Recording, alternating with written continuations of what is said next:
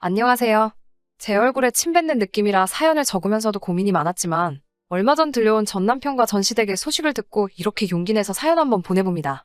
저희 부모님은 작은 과일 가게를 운영하시다가 얼마 전에 가게를 파시고 지금은 집에서 쉬고 계십니다. 두 분 다 가진 것 없이 어렵게 시작하셨기에 평생을 절약하며 살아오신 분들이고요. 하지만 교육면에 있어서는 최선을 다해 저를 지원해 주셨고요. 덕분에 대학교 때 미국으로 유학도 다녀올 수 있었고 거기서 남편을 만났습니다.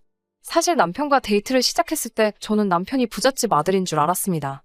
매일 저녁 식당에서 아르바이트를 하며 근근히 생활비를 벌어야 했던 저와는 달리 남편은 경제적으로 어려움이 없어 보였어요. 입는 옷도 다 좋은 브랜드였어요. 남편은 데이트를 할 때마다 늘 유명한 레스토랑에 저를 데리고 가줬고 값비싼 외제차도 있었으니까요. 1년에 유학이 끝날 때쯤 시작한 남편과의 연애는 한국에 돌아와서도 이어졌어요. 한국에 돌아와서도 여전히 씀씀이가 큰 남편이었기에 남편의 경제력에 대해선 크게 생각할 이유가 없었습니다. 당연히 저보다 나을 거라고만 생각했어요. 그렇게 1년 정도 연애를 했을 무렵 남편이 저에게 결혼하자고 하더라고요. 저도 크게 고민하지 않고 좋다고 했습니다. 연애하는 동안 저에게 참 잘해줬으니까요. 그런데 결혼 준비를 하면서 그동안 알지 못했던 것들을 많이 알게 됐어요. 사실 3년이면 짧은 연애도 아닌데 저는 한 번도 남편 집에 가본 적이 없었어요. 남편이 부모님과 함께 살고 있기도 했고 서로 집도 멀었거든요. 그리고 제가 보수적인 성격이라 결혼 전에 남편 부모님을 만난다던가 집에 간다던가는 필요하다고 생각하지 않았고요. 그런데 막상 결혼 이야기가 나오기 시작하니까 안 가볼 수가 없더라고요. 하루는 시모가 얼굴도 보여주고 저녁도 먹고 가라고 하시길래 과일 바구니를 사들고 찾아뵙게 되었습니다. 연애 때 강남에 있는 브랜드 아파트에 산다는 이야기를 자랑처럼 저에게 하고는 했는데 막상 시부모님의 집이라고 찾아간 곳은 강남은커녕 서울 외곽에 있는 노후된 동네였습니다. 차가 다니기도 힘든 골목을 한참 들어가고 나서야 시부모님의 집이 나오더라고요. 사실 조금 당황스러웠습니다. 삐까번쩍한 주상복합을 기대한 것은 아니지만 그동안 자랑처럼 해오던 말과 괴리감이 너무 커서 그랬나 봐요.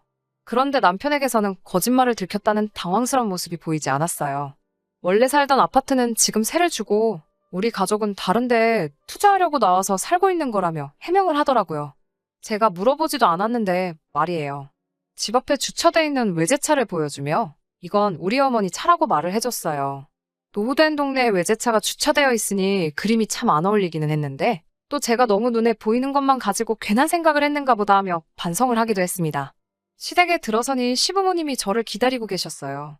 저는 저녁을 먹으러 오라고 하셔서 집에서 먹는 줄 알았는데 제가 과일 바구니를 내려놓기가 무섭게 저녁은 나가서 먹자고 하시더라고요. 그리고 차를 타고 다시 향한 곳은 TV에도 몇 번 소개된 유명 셰프가 있는 레스토랑이었어요. 시모는 저에게 집이야 잠만 자는 곳인데 쓸데없이 돈을 많이 쓸 필요가 없다면서 늘 어디다 투자를 할지 궁리하며 살아야 돈을 벌 수 있다고 하시더라고요. 사실 시부모님과 첫 만남이었는데 저에게 궁금하신 건 별로 없으신 것 같았어요. 저에게 딱히 어려운 질문도 하지 않으셨고요. 다만 저희 부모님 직업이나 배경은 좀 여쭤보시더라고요. 제가 집에 들어와 친정 부모님께 오늘 있었던 일을 이야기하니 두 분 반응이 그렇게 좋지는 않더라고요. 저희 부모님은 이미 제 남편의 씀씀이가 보통이 아니란 건 알고 있으셨어요. 연애하는 동안에도 사실 그 점을 늘 걱정하셨고요. 허세를 부리거나 허풍을 떠는 사람들을 별로 좋아하지 않으시거든요.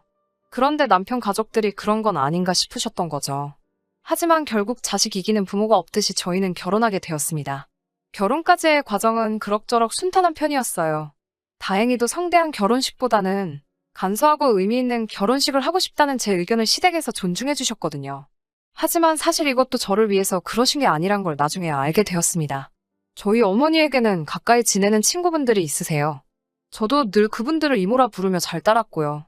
그렇기에 당연히 그 모든 이모들이 제 결혼식에 오셨죠? 그런데 그중 한 분이 저희 시어머니를 보더니 저 여자를 분명히 어디서 본 것 같다고 하시더라고요. 저한테 자꾸 시어머니에 대해서 물어보고 싶어 하셨지만 저는 신부라서 어디 다른데 정신 쏟을 겨를이 없었거든요. 그래서 제대로 저희 시어머니에 대해서 뭘 이야기할 틈은 없었어요. 그렇게 결혼식을 치르고 며칠이 지났을 무렵 친정 어머니에게 전화를 받았습니다. 친정 어머니가 깊은 한숨을 내쉬면서 사돈이 혹시 무슨 일 하던 사람인지 아냐고 저에게 물으시더라고요. 저는 글쎄? 옷가게를 해서 돈을 많이 버셨다는 것 같았는데? 라고 하니 너 정말 아무것도 모르니?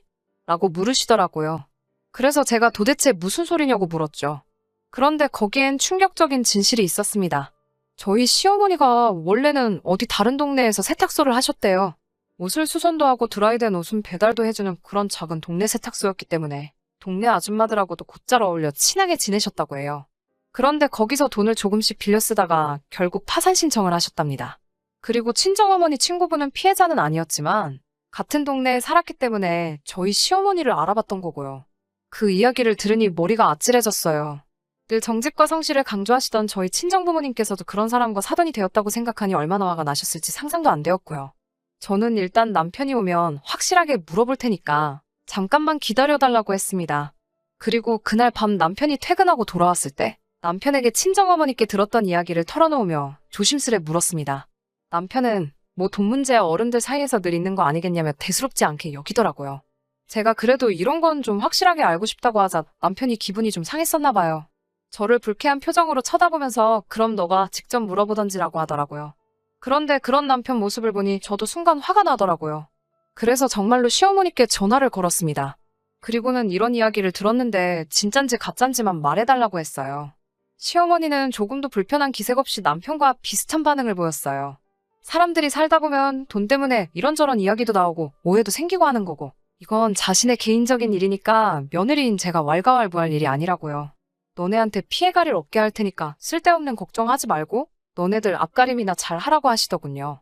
저도 그 말에 뭐라고 반박하기가 어렵더라고요. 결국 남편한테도 한 소리를 들었습니다. 우리가 어머니 개인사까지 뭐라고 할 게 아니지 않느냐. 지금은 아무런 문제 없이 잘 살고 있고 나도 그런 속사정을 알고 있기 때문에 어머니하고는 경제적으로 엮일 마음이 없다. 자기는 자식된 도리만 할 뿐 금전적인 부분에서는 엄연히 별개다. 우리들 앞으로가 중요한 건데 어머니 과거 일 때문에 이혼하는 것도 말이 안 되지 않냐. 뭐 이런 말들이요. 듣고 나니 틀린 말도 아니고 실제로 시어머니의 과거 때문에 제가 직접적으로 피해본 게 없으니 시어머니의 과거사는 그냥 그렇게 지나가게 되었습니다. 남편의 사탕발림에 넘어갔다는 사실도 인지하지 못한 채 그렇게 얼마 전 정말 제대로 사건이 터졌습니다. 저희는 결혼할 때 전세로 신축 빌라를 구해서 들어왔어요. 솔직히 연애 때 남편이 부자인 줄 알았기 때문에 결혼하기로 했을 때도 막연히 집에 대해서는 별 문제가 없을 줄 알았어요. 그런데 막상 시댁 사는 걸 보니 시댁에서 집을 해주실 수 있을 것 같지는 않더라고요. 하지만 다행히도 저는 모아둔 돈이 좀 있었기 때문에 제 돈하고 저희 어머니 앞으로 받은 대출로 일단 빌라 전세를 들어갈 수 있었어요. 시부모님은 대신 본인들이 가구랑 전자제품은 다 해주시겠다고 하셨지만 받지 않았습니다. 시댁의 상황을 100% 신뢰할 수 없어서 금전적으로 어떤 상황이든 엮이고 싶지 않았어요. 그렇게 저희의 본격적인 결혼 생활은 시작되었고 남편의 말처럼 이 사건이 터지기 전까지 결혼 생활을 이어오면서 시댁과 그 어떤 마찰도 금전적인 관계 또한 단 한 번도 없었습니다. 그리고 전세 만기일이 다가올 무렵이었어요. 오른 집값을 감당할 수 없었기에 일단 저는 한 번 더 재계약을 하고 싶었고요. 다행히 저희 부부를 좋게 봐준 집주인도 연장해도 괜찮다고 했기에 아무런 걱정도 하지 않았습니다. 그런데 재계약을 며칠 앞둔 어느 날 시어머니에게서 전화가 왔어요. 그러더니 너네 전세보증금을 급하게 써야겠다고 하는 거예요. 그래서 제가 그럼 저희는 어디 가서 사냐고 하자. 일단 시댁으로 들어오라고 하시네요. 살림살이들은 다 어쩌고 그렇게 해야 하느냐 물었더니 그런 건 대충 버리고 다음에 다시 사면 된다는 거예요. 제가 아무리 생각해도 그건 아닌 것 같다고 무슨 일 때문에 그러시냐고 재차 물었더니 시어머니는 어휴 짜증나 몰라 하고 짜증을 부리며 전화를 끊더라고요. 바로 남편에게 전화를 걸었더니 남편은 이미 다 알고 있었던 눈치였어요. 저한테 얼른 짐 싸서 일단 집 빼라고 그래서 제가 그렇게는 못한다고 하니까 네 시어머니가 감옥에 가도 괜찮냐고 묻는 거예요. 시어머니가 감옥에는 왜 가느냐 물으니 돈 때문에 그런 거지 다른 이유 있겠어? 하고 당당하게 대답을 하네요. 알고 보니까 시모가 빌라 사람들을 상대로 또 개를 한 거예요. 그런데 그냥 한 게 아니고 개를 타야 하는 사람한테 이자를 더 붙여주겠다며 갯돈을 안 주는 방식으로 남의 돈을 챙기고 있었던 거죠. 그러다 동네 사람들끼리 이야기가 나오면서 한두 명이 당한 게 아니란 걸 알게 된 거고요. 단체로 고소를 하니 합의를 해야 하는데 돈이 없으니까 저희 전세금을 달라고 하는 거였어요. 저는 그 이야기를 알고 나니 더욱 시모도 남편도 이해할 수가 없더라고요. 그래서 아무리 생각해봐도 전세금은 드릴 수 없으니 어떻게든 알아서 해결하시라고 했어요. 강남에 아파트도 가지고 계시지 않느냐 하니 그 집은 가만히 냅둬도 오르는 걸 어떻게 정리하겠냐 하시더군요. 그러면 시어머니는 금부치도 많으시고 차도 있으시지 않냐 그런 것부터 정리하셔서 갚으시라고요. 그러자 시모가 그런 건 자기 사업에 필요한 물건들이라고 표현하시더라고요. 사람이 돈이 있어 보여야 주변에 사람들이 또 꼬이고 그래야 훈일을 도모할 수 있다나요. 그 말을 듣는데 소름이 확 끼치더라고요. 그런데 남편도 덩달아 엄마 말이 하나 틀린 것 없다고 했어요. 정말 남편을 포함한 시댁에 실망스럽고 진저리가 처지더라고요. 남편은 계속 시모에게 며칠만 참으면 계약 만기니까 전세금 받아다 줄게라며 시모를 달래고 있고요. 시아버지는 아무 말도 안 하고 가만히 자리만 지키고 있고요. 그러다 한마디 하신 말씀이 그럼 파산 신청을 해버리자고 하시더군요. 그런데 더 가관인 건 시모가 그 말을 듣더니 그거 진짜 좋은 생각이라며 좋아하는 거예요. 그러면서 대뜸 저를 째려보고는 절 다시 봤다면서 아주 매정하고 무서운 며느리라며 혀를 차시더라고요. 그렇게 한바탕 시끄러운 시간이 지나가고 집으로 돌아와 남편을 쳐다보고 있는데 시어머니와 자신은 아무 연관이 없을 거라는 식으로 떠벌렸던 게 전부 다 저를 안심시키기 위한 개수작이었다는 사실에 마음 한구석에서 불안과 울분이 동시에 치솟았습니다. 무엇보다도 이렇게 된 상황보다 저렇게 생각 없는 남자를 여태껏 알아보지 못했다는 제 자신에게 더 화가 났어요. 저 남자 머릿속에는 무슨 생각이 들어있을지 가늠도 안 되더라고요. 그래서 제가 남편에게 솔직하게 말해달라며 친구들한테나 혹시 남한테 빌린 돈이 있냐고 물었어요.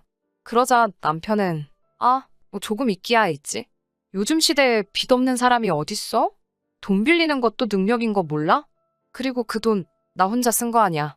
너도 같이 썼잖아. 라고 말하며 그 빚들 또한 저한테 일부 책임이 있다는 식으로 실실 쪼개면서 말을 하더라고요. 가사를 위해 부당한 채무는 이혼 시에도 재산분할 대상에 포함이 된다며 제게 겁을 주더라고요. 제가 고를 수 있는 유일한 선택지는 전세금을 빼서 시어머니에게 갖다 바치는 것 말고는 아무것도 없다는 식으로 어차피 이혼하게 돼도 돈 한 푼 찾아가지 못할 거라는 식으로 말을 하더라고요. 얼른 마음 고쳐먹고 시모가 우리 돈으로 다시 일어나는 걸 기다리는 방법밖에 없다는 식으로 말을 해왔습니다. 제가 시댁에서부터 오고 간 모든 대화를 녹음하고 있던 건 꿈에도 상상을 못했나 봅니다. 그동안의 자잘한 사건들을 제가 별 의심 없이 넘겼더니 저를 아주 바보로 알았나 봐요. 끝까지 부모의 일과 자신의 일은 별개라고 외치며 저를 속였던 남편에게 저는 마지막 방법을 쓸 수밖에 없었습니다. 증거들이 워낙에 많았기 때문에 법원은 저의 편을 들어주었습니다. 전세보증금은 결혼 전 형성된 저의 재산으로 인정받아 고스란히 가져올 수 있었고 오히려 남편에게서 위자료까지 받게 되었습니다. 시댁에서 말하던 세를 주고 있다는 강남의 아파트는 존재하지도 않는다는 사실을 재판 후에 알게 되었습니다. 이미 파산 신청했다는 이력 때문에 조금만 생각했어도 알 수 있던 사실을 눈치채지 못했다는 게 제가 생각해도 어이가 없네요. 벼랑 끝에 몰린 남편과 시댁 식구들은 개인회생 말고는 답이 없었지만 이미 한 차례 개인회생 후 면책을 받은 이후였기 때문에 두 번째 심리는 엄격하게 이루어졌고 유일한 동아줄 같았던 개인회생 신청은 끝내 기각이 되어 그 가족들은 길거리에 나앉게 되었다고 합니다. 한때 가정을 이루고 살았던 사람들이 길바닥에 나앉았다는 소식을 들었는데도 그 어떤 미련이나 죄책감 또한 들지 않네요. 그간 받아왔던 저의 고통이나 상처는 그 어떤 걸로도 보상받을 수 없겠지만 그래도 이 소식이 조금이나마 저에게 위안을 주고 속이라도 후련하게 만들어 주었습니다. 다음에는 좀 더 좋은 사연을 보낼 수 있으면 좋겠네요. 그럼 저의 긴 이야기 끝까지 들어주셔서 감사하고 여기서 이만 줄이도록 하겠습니다.